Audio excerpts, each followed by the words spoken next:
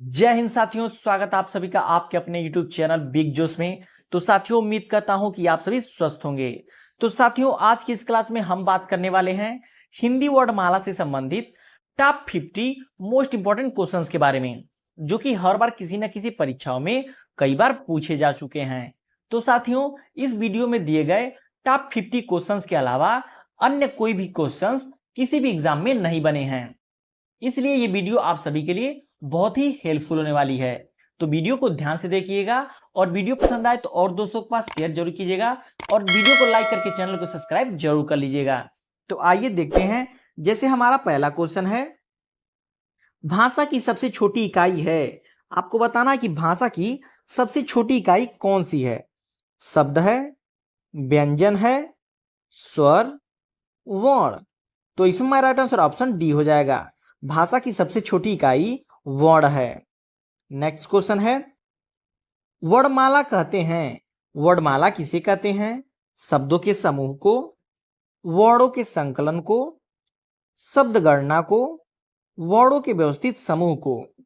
तो वर्णमाला जो है कि वर्णों के व्यवस्थित समूह को जो है कि वर्णमाला कहते हैं, इसलिए हमारा राइट आंसर ऑप्शन डी हो जाएगा।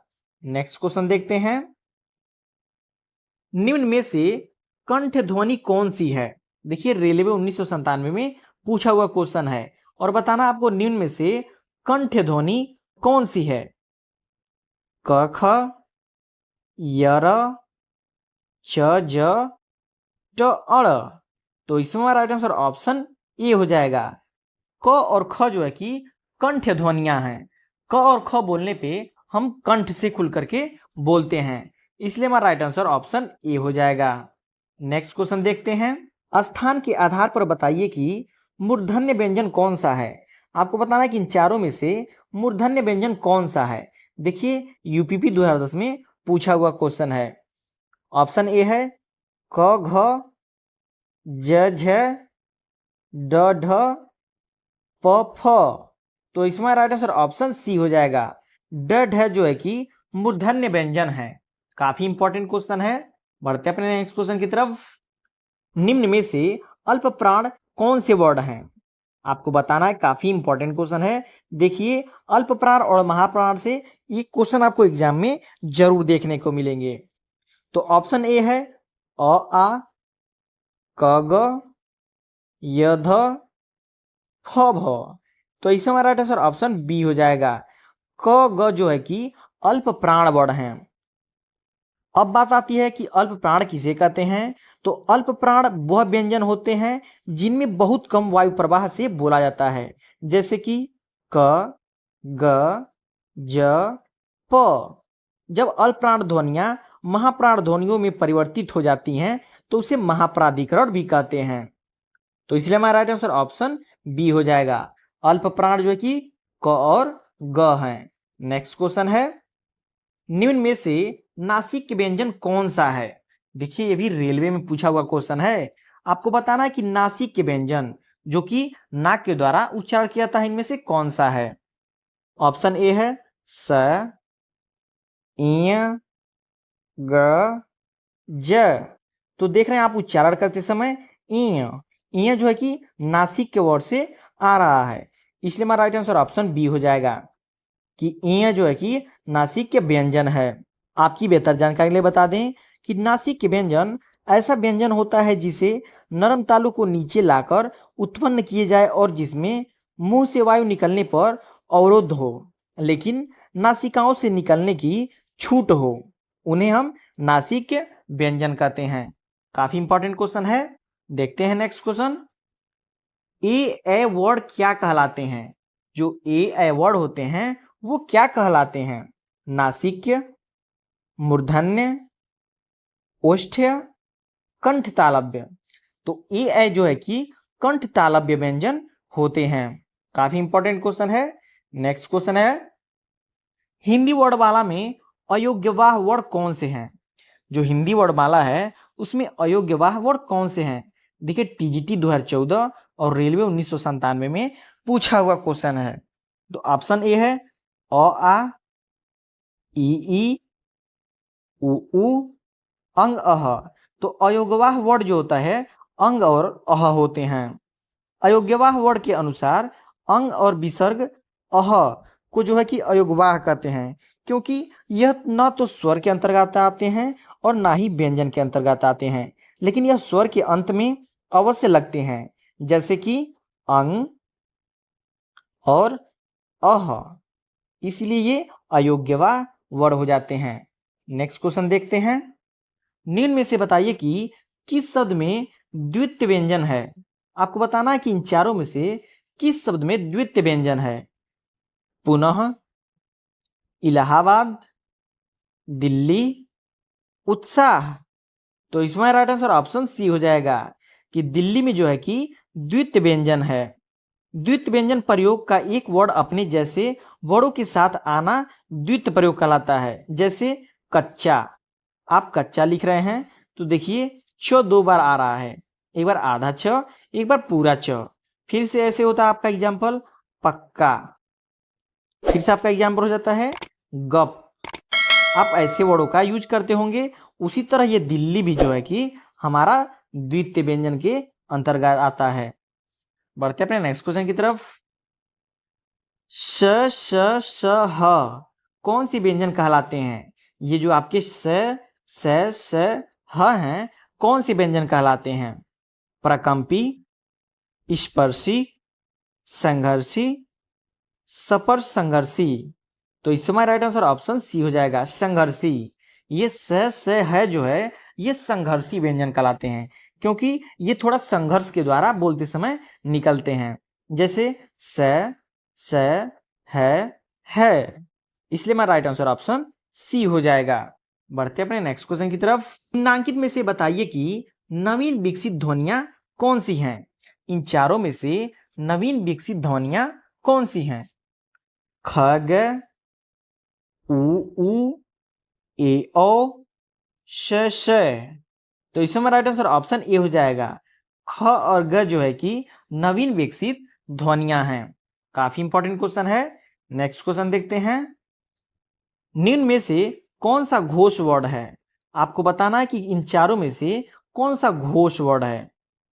ख, च, मैं, थ। तो मैं जो है कि घोष वर्ड हो जाता है। काफी इंपॉर्टेंट क्वेश्चन है। आपकी बेहतर जानकारी बता दें कि जिन वर्डों के उच्चारण में केवल नाद का उपयोग होता है उनमें घोष वर्ड कहते हैं। इनकी संख्या 31 होती है। जो घोष वर्ड होते हैं इनकी संख्या 31 होती है। इसको भी आपको याद रखना है, क्योंकि कभी कभी पूछ देगा कि घोष वर्डों की संख्या कितनी होती है। तो घोष वर्डों की संख्या जो है कि 31 होती है। बढ़ते अपने नेक्स्ट क्वेश्चन की तरफ। कौन सा अमानक वर्ड है। देखिए बीएड इंट्रेंस एग्जाम 1999 में पूछा हुआ क्वेश्चन है कि आपको बताना कि इन चारों में से कौन सा अमानक वर्ड है। ख, घ, म, ध। तो इसमें भी हमारा राइट आंसर ऑप्शन सी हो जाएगा। म जो है कि अमानक वर्ड में आते हैं। नेक्स्ट क्वेश्चन है। क, ग, ज, फ ध्वनियां किसकी हैं। बीएड इंट्रेंस एग्जाम 1919 में पूछा हुआ क्वेश्चन है। संस्कृत की, अरबी फारसी की, अंग्रेजी की, दक्षिण भाषाओं की। तो ये जो क, ग, ज, फ ध्वनियां होती हैं ये अरबी फारसी ध्वनियां होती हैं। काफी इंपॉर्टेंट क्वेश्चन है। ऐसे क्वेश्चन एग्जाम में जरूर पूछे जाते हैं। नेक्स्ट क्वेश्चन है। हिंदी में मूलतः वर्डों की संख्या कितनी है। मोस्ट इंपॉर्टेंट क्वेश्चन है, क्योंकि हर बार परीक्षाओं में पूछ देता है कि हिंदी में मूलतः वर्डों की संख्या कितनी है। 50, 51, 52, 53। तो हिंदी में मूलतः वर्डों की संख्या जो है कि 52 है। हिंदी के लिए प्रयुक्त देवनागरी लिपि में कुल जो है कि 52 वर्ड हैं, जिनमें से 11 को है कौन है कि मूल स्वर हैं, मूल स्वर वर्ड हैं। बाकी 33 मूल व्यंजन हैं, 2 उच्छिष्ट व्यंजन हैं और 2 अयोग्यवाह हैं। और बात करें और उनमें 4 जो है कि संयुक्ताक्षर व्यंजन हैं, जो कि 2 अक्षरों से मिलकर बने होते हैं। काफी इंपॉर्टेंट क्वेश्चन है। बढ़ते हैं अपने नेक्स्ट क्वेश्चन की तरफ। 6 ध्वनियां किसके अंतर्गत आती हैं। ये 6 ध्वनियां जो होती हैं ये किसके अंतर्गत आती हैं। ऑप्शन ए है मूल स्वर, घोष वर्ड, संयुक्त वर्ण, तालव्य। तो ये 6 जो है कि संयुक्त वर्ण के अंतर्गत आता है। नेक्स्ट क्वेश्चन है, हिंदी शब्दकोश के 6 का क्रम किस वर्ण के बाद आता है? देखिए ये शायद 2002 में पूछा हुआ क्वेश्चन है, काफी इंपॉर्टेंट क्वेश्चन है। क, छ, त्र, ज्ञ। तो इसमें राइट आंसर ऑप्शन ए हो जाएगा, क। हिंदी शब्दकोश के 6 का क्रम जो है कि क वर्ण के बाद आता है, काफी इंपॉर्टेंट क्वेश्चन है। बढ़ते अपने नेक्स्ट क्वेश्चन की तरफ। ज्ञ वर्ण किस वर्णों के संयोग से बना है? ये एक इंपॉर्टेंट क्वेश्चन है, हर बार परीक्षाओं में पूछा था कि ज्ञ जो है कि किन 2 अक्षरों से मिलकर बना है। ऑप्शन ए है ज प्लस अ, आधा ज प्लस ञ, ज प्लस ञ, आधा ज प्लस ञ, ज प्लस ध, ज प्लस य। तो आधा ज प्लस ञ, आधा ज प्लस ञ से मिलकर के हमारा क्या बना है? ज्ञ बना है। काफी इंपॉर्टेंट क्वेश्चन है। बढ़ते अपने नेक्स्ट क्वेश्चन की तरफ। अघोष वर्ण कौन सा है? देखिए पीछे पूछा था घोष वर्ण कौन सा है, यहाँ पे पूछा है अघोष वर्ण कौन सा है। अ, ज, झ, ह, श। तो स इसमें जो है कि अघोष वर्ण है। तो बात करें कि अघोष वर्ण किसे कहते हैं, तो जिन वर्णों के उच्चारण में नाद की जगह केवल श्वास का उपयोग होता है उन्हें अघोष वर्ण कहते हैं। इनकी संख्या की बात करें कि इनकी संख्या कितनी होती है, तो इनकी संख्या 13 होती है। बढ़ते अपने नेक्स्ट क्वेश्चन की तरफ। घ का उच्चारण स्थान कौन सा है? घ का उच्चारण स्थान कौन सा है? मूर्धा, कंठ, तालु, दंत।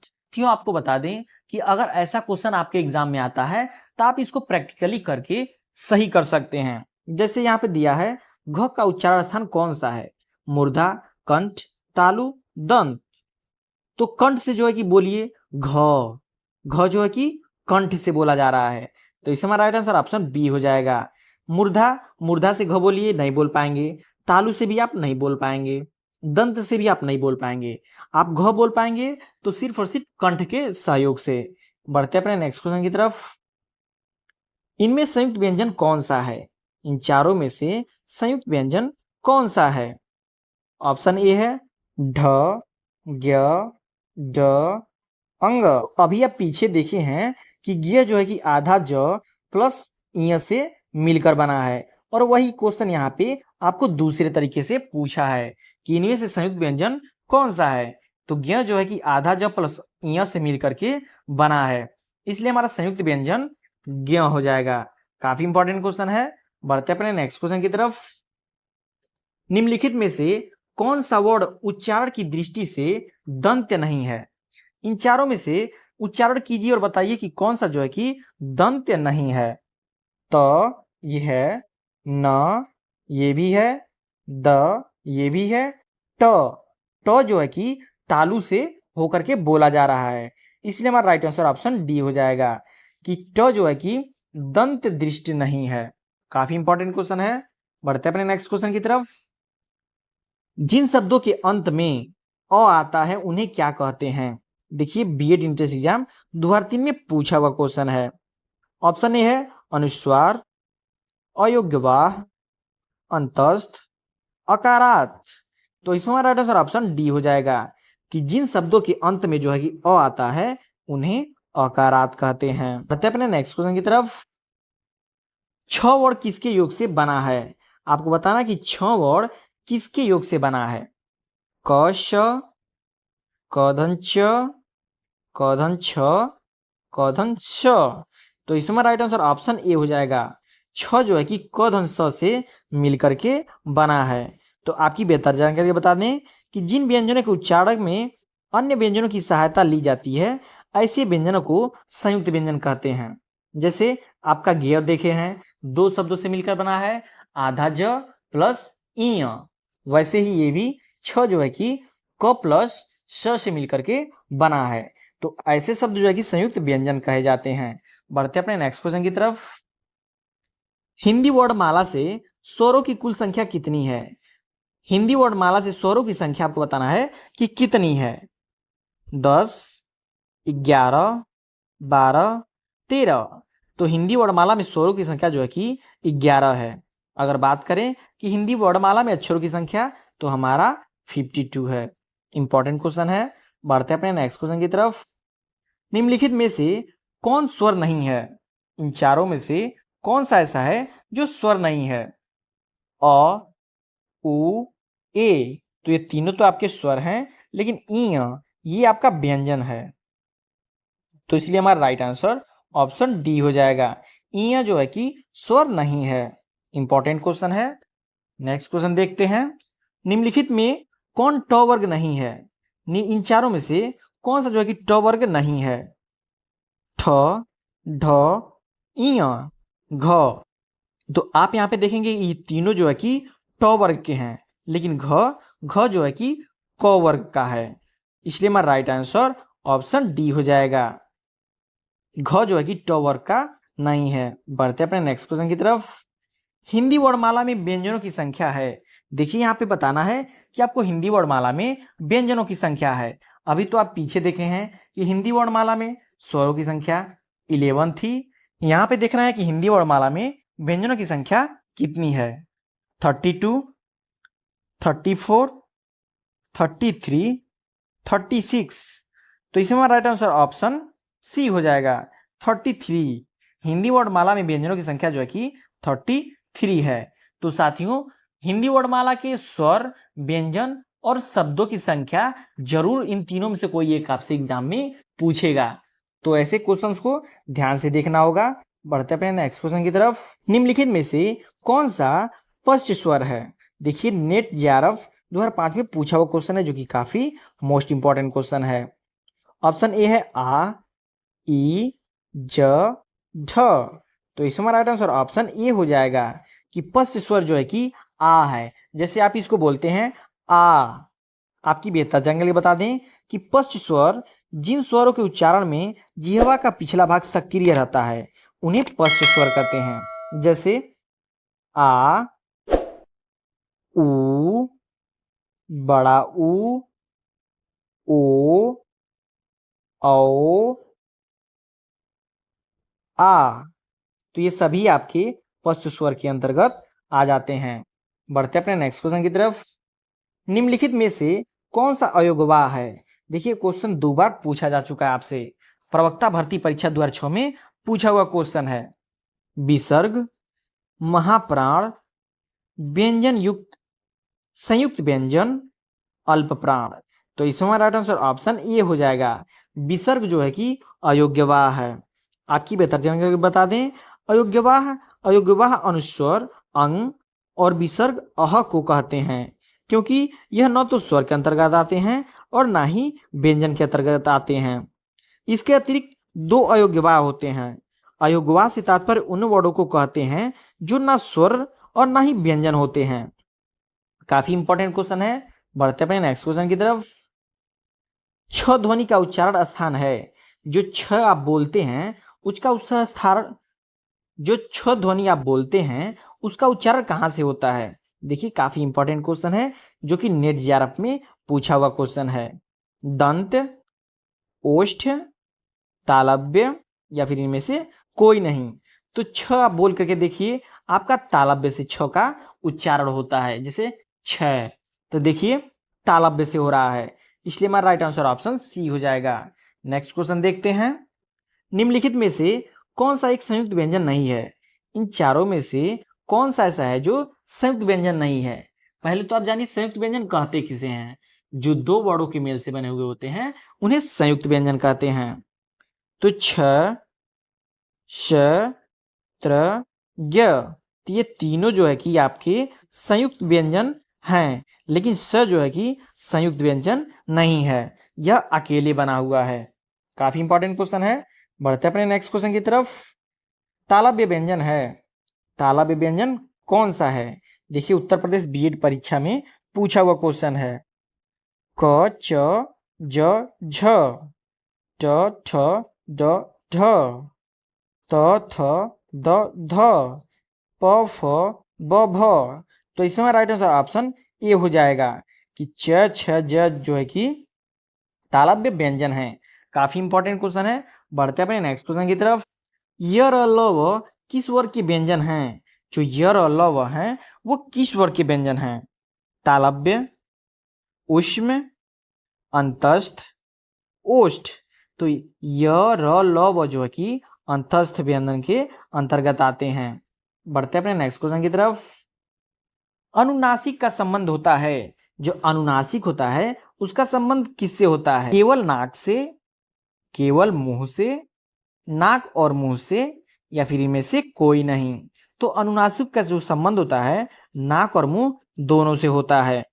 अनुनासिक स्वर के उच्चारण में जो कि मुंह से अधिक तथा नाक से बहुत कम सांस ली जाती है।